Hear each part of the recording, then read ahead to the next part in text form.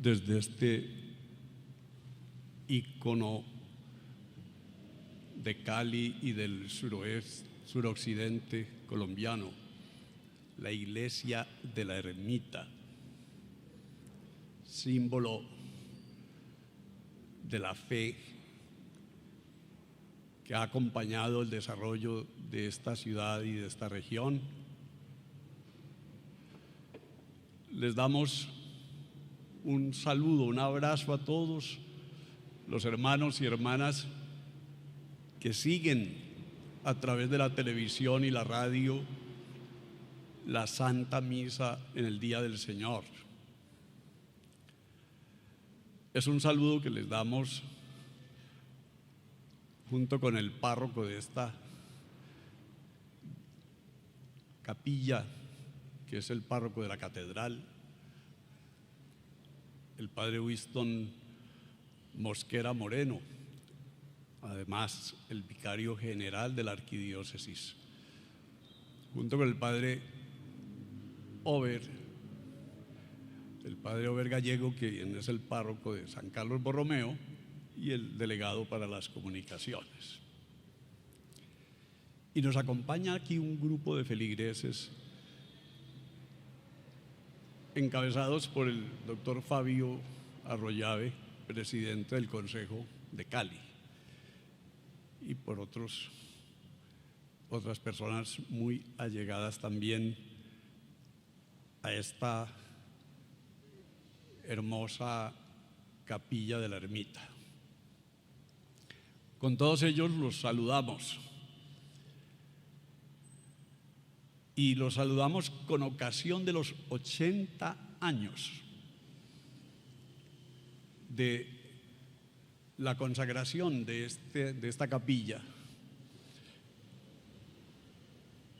un 27 de octubre de 1942. Esta capilla, que había sido destruida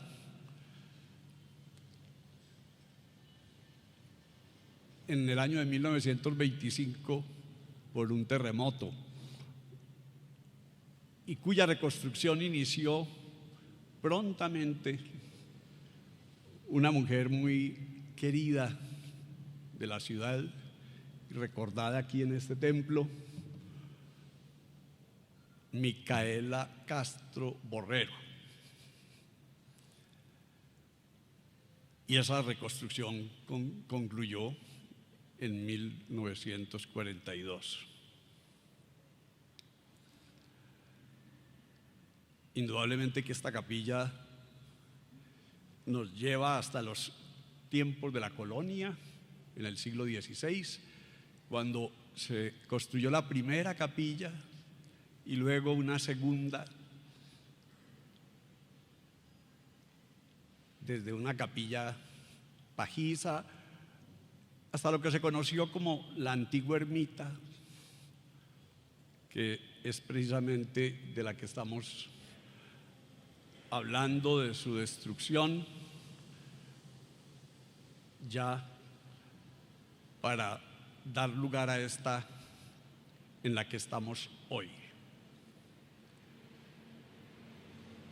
Y esa historia nos dice de la fe cristiana católica que aquí se expresaba en este pequeño oratorio. Este es una capilla con toda la majestuosidad de una catedral. De hecho, imita una famosa catedral europea. Y es una iglesia que se hizo en despoblado, como ese signo del encuentro de cada ciudadano, hombre y mujer, con la persona de Cristo Jesús. Ese encuentro del que nos habla hoy la palabra, precisamente, que hemos escuchado, haciendo referencia el evangelista Lucas al viaje de Jesús hacia Jerusalén cuando pasa por la antigua ciudad de Jericó. Y tiene este encuentro que es una gracia de la misericordia de Dios con un hombre al que Jesús lo llama por su propio nombre, un hombre bajo de estatura que se encarama en un sicomoro, en un árbol, para poder ver a Jesús. Una figura muy simpática. Jesús le dice: Zaqueo, baja pronto, quiero hospedarme hoy en tu casa. Y es este encuentro el que nos describe bellamente el Evangelio. Encuentro muy personal, en el que ninguno de nosotros puede ser reemplazado. Ya diría también en estos tiempos el Papa Benedicto XVI, la fe no es el resultado de una decisión, de una elección humana, sino de un encuentro personal con Cristo vivo. Nosotros estamos aquí porque Cristo vive, resucitado, vive en su iglesia,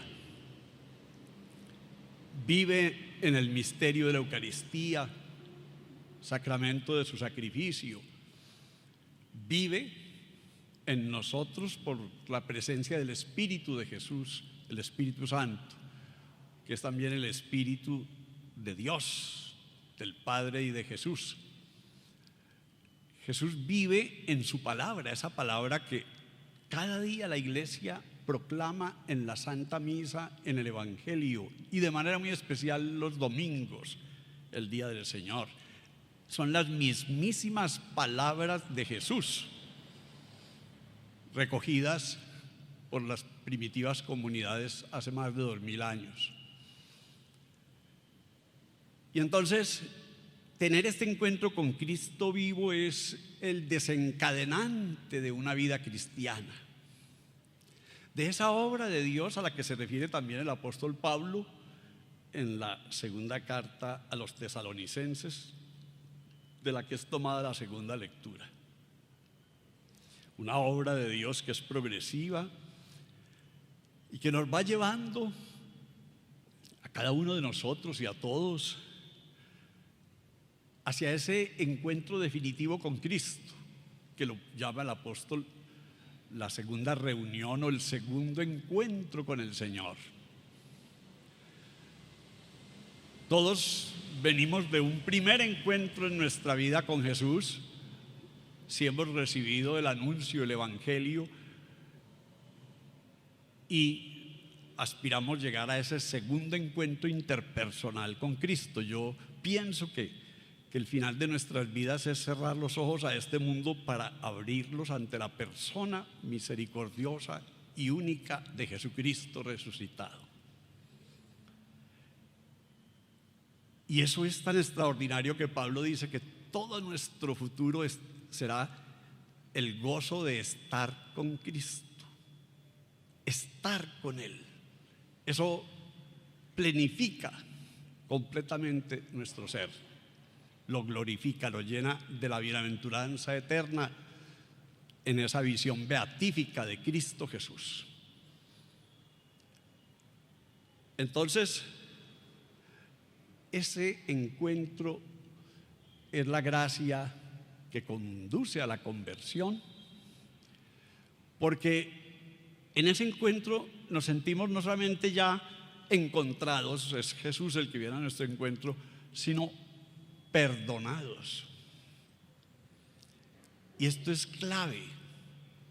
En la vida de todo ser humano hay un complejo que es muy dañino y se llama el complejo de culpa. El complejo de la culpa, ese sentirnos siempre culpables, y eso a veces lo explota mucho unas líneas religiosas que se vuelven muchas veces sádicas, martillando siempre sobre el ser del pecador. Pues Jesús no hace ese martilleo sobre la conciencia humana para decirles pecadores a ninguno de nosotros. Jesús, por el contrario, llega a nuestra vida con esa sorpresa de que nos conoce por el propio nombre, que nos llama, que personaliza su relación con cada uno y va a su casa, y en la casa hace que cada uno como que se encuentre consigo mismo, descienda hasta su propia verdad.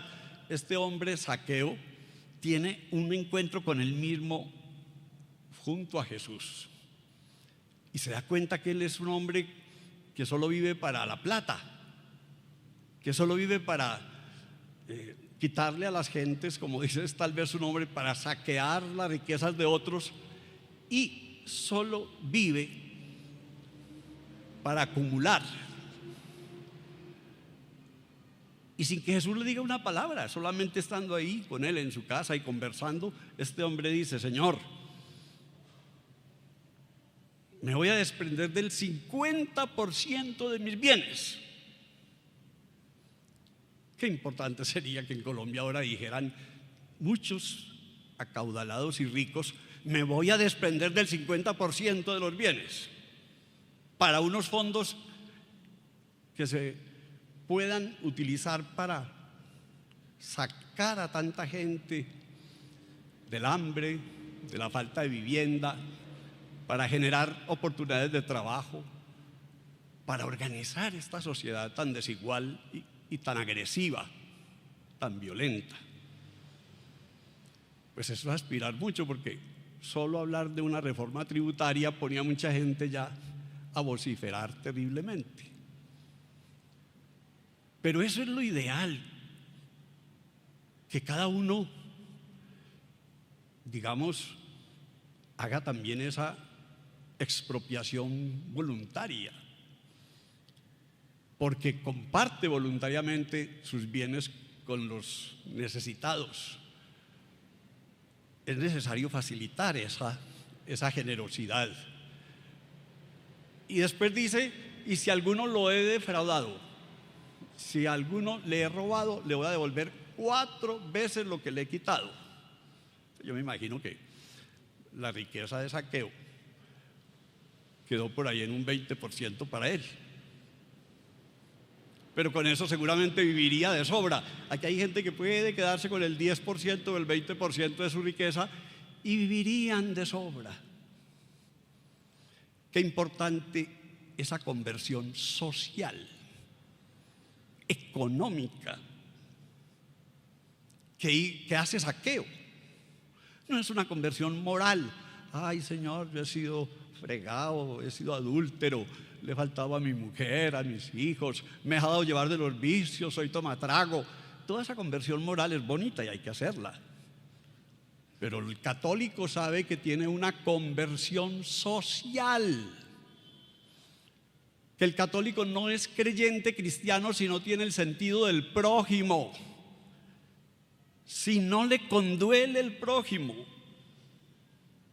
si no es compasivo y misericordioso y se encierra en sí mismo y en sus bienes y acumula, por más que diga que es cristiano, así se cuelgue 20,000 camándulas en el pecho, no lo es si no tiene una conversión social al prójimo. Por eso esta palabra acojámosla y veamos la grandeza de la misericordia del Señor, que nos da la gracia del encuentro con Cristo aún en estos tiempos nuestros, de tener esa misericordia del Señor y vivir esa conversión y esa reparación, y poder entonces avanzar hacia ese último y definitivo encuentro con el Señor. Algunos ya que estamos más viejos, estamos más cercanos de ese encuentro segundo con Cristo. Y todos debemos buscar que al cerrar los ojos en este mundo podamos abrirlos para el cielo. El Señor nos ha dicho que el universo todo, con lo gigantesco que es para Él, es un grano sobre la balanza, una gota de rocío mañanero. Así comienza el libro de la sabiduría hoy. Y que todo esto es bondad de Dios, que no odia sino que ama. Y es bondad de Dios que le permite al hombre olvidar,